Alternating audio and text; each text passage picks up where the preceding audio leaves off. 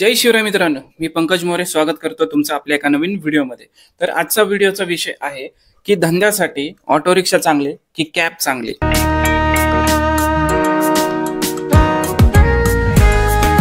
तर हा प्रश्न प्रत्येकाच्या मनात येतो जो ह्या धंद्यात उतरू इच्छितो त्याच्या पण। आणि जर मी रिक्षा चालवतोय तर मला कार विषयी अट्रॅक्शन आहे आणि कारवाला जो आहे तो वैतागलेला आहे, त्याला असं वाटतंय की रिक्षा चांगली।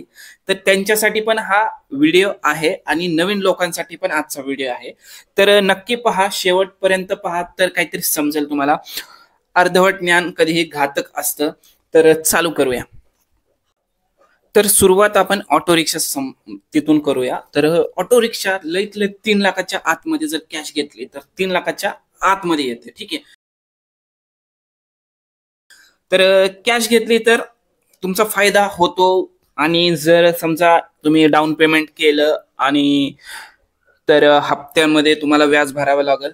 तर 2.5 लाख, 2,60,000, 2,70,000 पर्यंत कॅश घेतली तरी येईल। आणि जर समजा डाऊन पेमेंट केलं तर ती म्हणजे जवळजवळ 50-60,000 जास्त तुमच्या डाऊन पेमेंट करण्यावर आहे ते। आणि जेवढं कमी डाऊन पेमेंट कराल तेवढं तुम्हाला जास्त व्याज भरावं लागेल। तर जास्तीत जास्त डाऊन पेमेंट केलं तर तुमचा नक्कीच फायदा आहे। कॅश घेतली तर विषयच वेगळा आहे। तर रिक्षाचं सांगतो तुम्हाला फायदे काय। तर आमच्या रिक्षाला कमी मेंटेनन्स आहे, ठीक आहे। सीएनजी दिवसाला कमी लागतो। ओपन आहे, रिक्षा ओपन असते म्हणून एसीचं काही झंझट नाहीये कॅब सारखं। तर हे फायदे आहेत। अजून बरेच फायदे आहेत मित्रांनो। तर रिक्षामध्ये कॅब सारखं जवळजवळ 9-10 लाखाचं लोन नसतं। रिक्षातलं इथले 3 लाखाच्या पर्यंत समजा तुम्ही 60-70,000 केले तर वरचे समजा 2-2.5 लाखाचं लोन होणार फक्त। आणि त्याच्यात सगळ्यात मोठा रिलीफ येतो। कार सारखं नाही मित्रांनो, 9-10 लाख रुपये लोनचं असतं, ते काही तोंडचं काम नाही फेडायचं। तर रिक्षा कधीही फायदेशीर असते। आरटीओने आम्हाला 17 रुपये पर किलोमीटर आमच्या पिंपरी चिंचवड आणि पुण्यामध्ये दर दिलेला आहे। तोच रेट मुंबईमध्ये काहीतरी अंदाजे सांगतोय 25-26 रुपये असेल काहीतरी। तर प्रत्येक शहरात ऑटो रिक्षाला आरटीओने मीटर दिलेला आहे। आम्ही तो मीटर कधीही वापरू शकतो। समजा आता ओला उबेरवर मला बिझनेस करायचा नाही तर मी गेलो, समजा कोणी हात केला, मला हात करणार, ठीक आहे। कॅबला सहसा हात करत नाही। कॅबला कुठं ठरवतात भाडी, कॅबची भाडी समजा ओला उबेरवर नसेल तर कॅबची भाडी पुणे स्टेशन, एअरपोर्ट अशा ठिकाणी ठरवून बसवले जातात काही जण, बरं का, फक्त काही जण। तर रिक्षाला कुठेही गेलं तरी भाडं आहे। तुम्ही आता माझा मूड नाहीये चला काम करण्याचा, झोपलो मी, संध्याकाळी गाडी काढली तर मी आरामात 500-600 रुपये, 700 रुपये, 200चा सीएनजी गेला, समजा 700-800 धंदा झाला तर 500 रुपये कमवून देऊ शकतो रिक्षाचं। असं आहे, रिक्षा कधीही काढा खाली जात नाही आणि पैसे कमावून देणारी ती एटीएम मशीन आहे असं म्हणाला तरी काय हरकत नाहीये। तर की रेट कमी भेटतोय, रेट किती कमी भेटतोय, 7-8 रुपये, 9 रुपये कधी कधी भेटतोय नॉन पीक आवर मध्ये। मग मला सांगा, एवढी मोठी गाडी घ्यायची त्याच्यापेक्षा रिक्षा चांगली नाहीये का? 3 लाखाची गाडी आहे, 17 रुपये पर किलोमीटर भेटते। ओला उबेरवाले मी आम्हाला तेवढंच रेट देतात, 17 रुपये। आणि समजा जास्त सण असन, म्हणजे सण असन आणि पीक आवर असन, जास्त डिमांड असन तर रेट अजून चांगला भेटतो। जवळजवळ तुम्हाला सांगतो, जवळजवळ काल तर मी 25 रुपये पर किलोमीटरने गाडी चालवली संध्याकाळी। तर असं असतं मित्रांनो। आणि आम्ही रिक्षात फक्त 3 जण अलाउड करतो, 4 जण घेत नाही, ठीक आहे। 4 जण असेल तर त्याचे 20-30 रुपये, काही काही जण 50 रुपये जास्त घेतात चौथ्या पर्सनचं। कार सारखं नाहीये। तर रिक्षा कुठेही गेला तरी तुम्हाला भाडं भेटणार म्हणजे भेटणार, ठीक आहे। तर हाच रिक्षाचा फायदा आहे। वरतून रिक्षाचं कसं मेंबरशिप असते, मेंबरशिप म्हणजे समजा मंथली असेल, कुणाला स्टेशनला सोडायचं असतं, कुणाला कॉलेजला, कुणाला शाळेला। तर रिक्षाचा हा फायदा आहे की समजा शाळेची वर्दी आली, तुम्हाला 3-4 जण बसवले, प्रत्येकाकडून 2-2 हजार रुपये घेतले तर 4 जणांचे 8-1 हजार रुपये तुम्हाला मंथली चालू होतील। एखाद्याची वर्दी असेल, ऑफिसला जायचंय, IT पार्कची मुलगी आहे समजा, तिला ऑफिसला सोडायचं असेल तर तो एक्स्ट्रा इन्कम मधून तुमच्या रिक्षासाठी होतो। तर ऑटो रिक्षाचं झालं तर कॅबचं सांगतो तुम्हाला। कॅबचं मित्रांनो सगळ्यात मोठा प्रॉब्लेम हा आहे की त्यांना रेट कमी भेटतोय, ठीक आहे। आता कॅबमध्ये म्हणजेच कारमध्ये 3 कॅटेगरी असतात. त्याच्यामध्ये असते एक सेलेरिओ वॅगनर, जी मिनीमध्ये मोडली जाते. ती जवळजवळ गाडी 8-9 लाख रुपयाची गाडी आहे. ठीक आहे, ते झाली मिनी. नंतर ते सेडान मध्ये एक येते ऑरा, आणि नंतर एक्सेल मध्ये येते इनोवा क्रिस्टा म्हणा. अजून दुसरी गाडी कुठली आहे मारुती सुझुकीची, 1 मिनिट, तर एर्टिगा एक्सेल मध्ये येते, क्रिस्टा एक्सेल मध्ये येते. अजून थोडी मोठी गाडी जे 6-7 जण आरामात बसतील ती गाडी एक्सेल मध्ये येते. तर तुम्ही विचार करा, ती जवळजवळ 14-15 लाखाकडे जी गाडी जाते, त्याच्यात तुम्ही 200 रुपयाचे 250 रुपयाचे भाडे मारता. अजून एर्टिगा गाडीमध्ये तर जोक सांगतो, एसी महाग आहे, तर ड्रायव्हर पुढे, ड्रायव्हरसाठी ते वेगळा एसी असतो आणि कस्टमरसाठी मागचा एसी वेगळा असतो. तर कस्टमर मागून 200 रुपयात एसी फुल करणार, हे करणार ते करणार, तर 200 रुपयाचे अक्षरशः हे लोक भाडी मारत असतात. तर एकतर यांचं कॅबवाल्यांचं कसं असतं की मोठमोठ्या गाड्या आहेत, तर डाऊन पेमेंट लय काय, किती जण आपल्यासारखेच मिडल क्लास असतात, सगळे अमीर लोक काही या धंद्यात उतरत नाही. त्यामुळे 2-2.5 लाख रुपये डाऊन पेमेंट करतात. तुम्ही विचार करा, वरचा 8 लाखाचं लोन, ते लोन कितीपर्यंत जातं, किती हप्ता भरावा लागतो, 15-15 हजार रुपये हप्ता असतो महिन्याचा. आणि म्हणजे विचार करा, दिवसाला 500 रुपये कॅबसाठी तुम्हाला, म्हणजे काही न करतात ते तुम्हाला काढायचेच येते. काही म्हणजे दिवसाला 500 रुपये तर हप्त्याचेच तुम्हाला काढायचे. सीएनजी जातो समजा 700-800 रुपयाचा कमीत कमी. तर रिक्षाला दिवसाला समजा 300 रुपये, लईत लई रिक्षाचा हप्ता किती असतो, 6,000, 7,000, 8,000, 9,000 असेल काहीतरी. समजा 9,000 पकडू, तर रिक्षाला आपण 300 रुपये साईडला काढून ठेवू शकतो इझिली. पण तेच कॅबला 500 ते 600 रुपये आपण सहसा काढून ठेवू शकत नाही, कारण धंदा होतोच असं नाही. कधी सुट्ट्या होतात, कधी आपण गावाला जातो, कधी घरच्यांना फिरायला जायचं असतं, तर असा सीन होतो. कधी गाडीचं काम निघतं, तर असं होतं. तर दिवसाचे समजा 500 रुपये आपण ह्याचे डाऊन कशाचे हप्त्याचे साईडला काढू. जवळजवळ तुम्हाला सांगतो, तुम्हाला जर दिवसभर 12 तास गाडी चालवायची तर 1,000 रुपये सीएनजी पकडून चला, 1,500 तुमचे इथेच झाले. तर तुम्हाला कॅबमध्ये दिवसाला कमीत कमी 3,000 रुपये धंदा करावा लागणार. तेव्हा कुठं तुमचे 1,000 रुपये वाचतील. आता हे वरचे 500 रुपये डॉक्युमेंटेशन, इन्शुरन्स आला, रोड टॅक्स आला, पासिंग आलं, हे सगळे याच्यासाठी तुम्हाला काढून ठेवावे लागतील. तर तुम्हाला कमीत कमी दिवसाला 3,000 रुपये धंदा करणं भागच आहे कॅबमध्ये. रिक्षामध्ये तसं नाही. आम्हाला 1,500 रुपये खूप झाला आम्हाला धंदा. 1,500 मधले 500-300 रुपये सीएनजीचे काढले, 200 रुपये ते वेगळे हप्ता बिप्ता समजा 300 रुपये काढले, तरी आम्हाला 700-800 रुपये इझिली भेटतात मित्रांनो. आणि कॅबला 12 तास काम केलं तर 3,000 रुपये, त्याच्यापेक्षा जास्त काम म्हणजे तास काम करावंच लागतं. तर हा प्रॉब्लेम आहे. दुसरा प्रॉब्लेम सांगतो तुम्हाला, की रेटमुळं प्रत्येक युनियन येते आणि आंदोलन करते, बंद ठेवते. आता हे मागं किती 3 ते 4 दिवस जे बंद होतं, कॅबवाल्यांचं दिवसाला समजा 3,000 रुपये पकडा धंदा, तर 12-15 हजार रुपये प्रत्येकाचं नुकसान होऊ शकलंय, म्हणजे झालंय थोडक्यात. ठीक आहे, आता प्रत्येक जण म्हणतील, अरे काही जण म्हणतील की अरे आमच्यासाठीच बंद चालू आहे तर काय ठेवायला हरकत. हा ठीक आहे, पण तुम्हाला सांगतो, ओला उबेर कंपन्या असल्या माजलेल्या आहेत, त्यांनी पूर्ण काय मुळं पसरलेली आहेत आपल्या इथं. आणि प्रत्येक मोठे मोठे नेते मंडळांना त्यांनी पैसे चारलेले आहेत. त्याच्यामुळे सहसा कोणी इंटरेस्ट घेत नाही.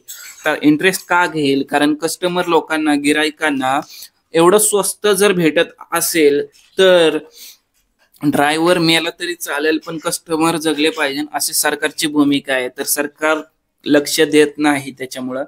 तर असं सीन आहे मित्रांनो. आता कॅबवाला याच्यामुळेच पिडलेला आहे.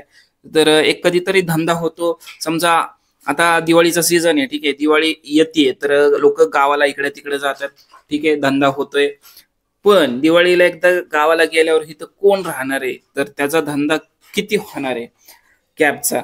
रिक्षावाल्याचा सहसा 700-800 रुपयापर्यंत येतो धंदा, पण तेवढं मॅनेज होतं रिक्षावाल्याला. तर कॅबवाल्याला गाडी उभं ठेवणं, कमी धंदा होणं, 1,000-1,500 रुपये होणं धंदा काही परवडणार नाहीये. तर येणाऱ्या काळात तुम्हाला सांगतो की मेट्रो चालू आहे, बऱ्याच ठिकाणी चालू होणार आहे. अजून समजा 3-1 वर्षात म्हणजे जेवढे रूट ठरलेले आहेत पुणे, पिंपरी चिंचवड मध्ये सगळे चालू होणार आहेत. मुंबईमध्ये ऑलमोस्ट चालू झालेले आहेत.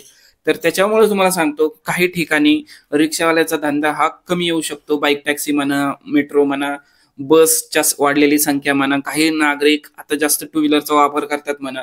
तर याच्यामुळे रिक्षावाल्याचा धंदा थोडाफार कमी होऊ शकतो. पण कॅबवाल्यांचा धंदा हा सहसा कमी होत नाही. कारण सांगतो, कॅबवाल्याचा धंदा हा वेगळे कस्टमर आहेत.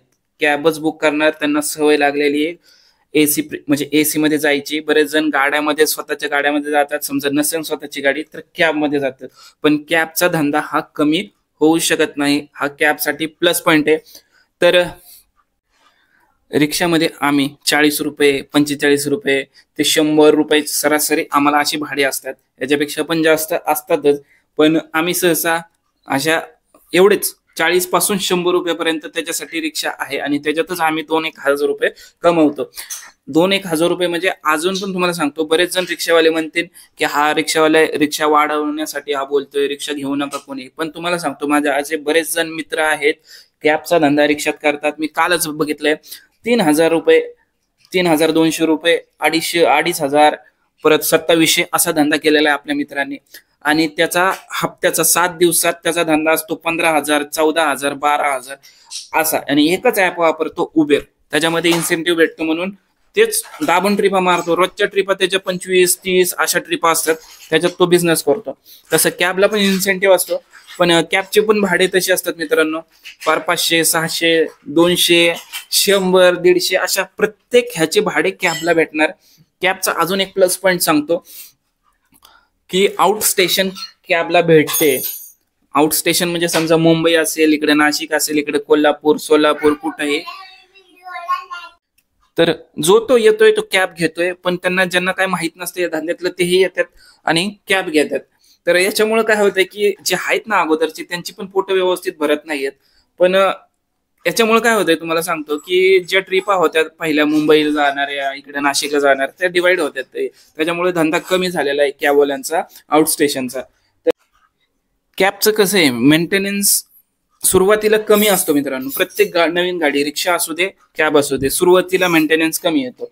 ठीक आहे. तरीही कमीत कमी आपण 7-8 हजार रुपये तरी पकडून चालू कॅबला मेंटेनन्स.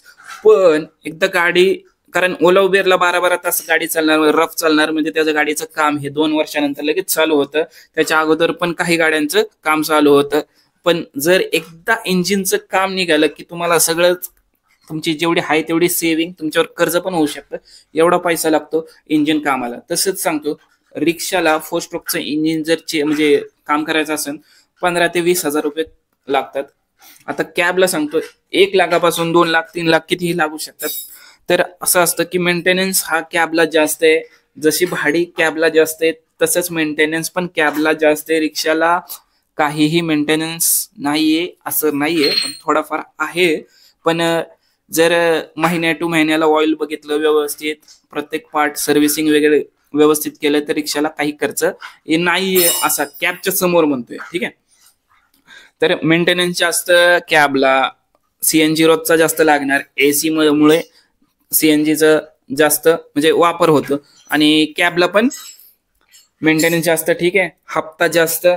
मग दिवसाला कमीत कमी तुम्हाला 3,000, 3,500 रुपये धंदा कॅबमध्ये केलं तर तुम्हाला काहीतरी तुमचे पैसे हातात येतील.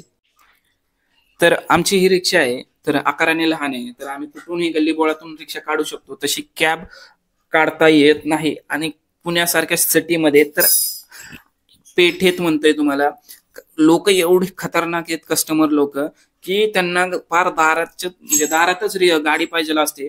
तर आम्ही एक रिक्षावाले मॅनेज करू शकतो. पण कॅबवाल्यांचा बऱ्याच ठिकाणी टर्न बसत नाही, कोणी घासून जातं. आजकाल एवढी ट्रॅफिक आहे, कोणीही टू व्हीलरवाला शहाणा नाहीये. तर इकडून कट मारल, तिकडून कट मारल, आणि येलो नंबर प्लेट बघितली की त्यांना जरा जास्तच जोश होतो.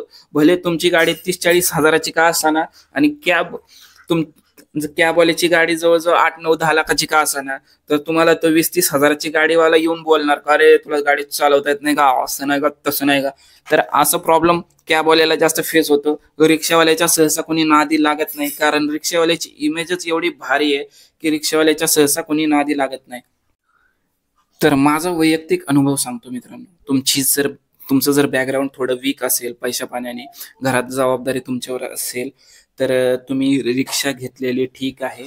आणि जर ज्यांच्या घरात आणि जर तुमच्या घरात तुम्हाला जे म्हणजे तुमच्यावर कुणाचा हात असेल, बायको कामाला जात असेल, आई वडील असतील, त्यांचा म्हणजे तुमच्याकडे लक्ष देत असतील, तर आणि तुमची जरा स्वप्न जरा मोठी असतील की लवकर प्रगती करायची आहे, तर तुम्ही कॅबकडे जाऊ शकता. आणि जर तुमच्या घरात भरपूर मेंबर आहेत, कमावणारे फक्त तुम्ही आहेत, समजा जॉब सोडून तुम्हाला, मग तुम्ही कॅबकडे न जाता तुम्ही रिक्षाकडे जाऊ शकता. कारण तुमचा खर्च कमी आहे, इन्व्हेस्टमेंट कमी आहे, हप्ता कमी बसेल, मेंटेनन्स कमी आहे, तर तुमच्यासाठी रिक्षा चांगली आहे. आणि जर तुमची घरात वाईफ आहे, तुमच्या घरात चांगल्या पदावर तुमचे वडील कामाला आहेत, समजा रिटायर्ड आहेत, भाऊ आहे, कुणाचा तरी सपोर्ट असेल, जेणेकरून उद्या जर समजा तुम्ही हप्ता भरू शकले नाही, तर तुम्हाला ते मदत देतील, म्हणजे मदत करतील आणि तुमचा हप्ता हा व्यवस्थित जाईल, लोन व्यवस्थित फिटेल, कमीत कमी व्याज जाईल, तर सिबिल खराब होणार नाही. तर याच्यासाठी घरात जर तुमचा बॅकग्राऊंड चांगलं मजबूत आहे, तुम्ही गाडी बसवून आणि तुम्ही हप्ते भरू शकता, तरच तुम्ही कॅबच्या नादी लागा. नाहीतर मग तुम्ही रिक्षाच्या नादी म्हणजे रिक्षाच घ्या. आणि रिक्षामध्ये पण कॅबचा धंदा तुम्ही करू शकता. 2,500-2,500 रुपये 12 तास दिले तर रिक्षाचा धंदा पण होऊ शकतो मित्रांनो. तर कसा वाटला व्हिडिओ? काही नॉलेज भेटला असेल तर लाईक करा, शेअर करा, सबस्क्राईब करा. जय हिंद, जय महाराष्ट्र.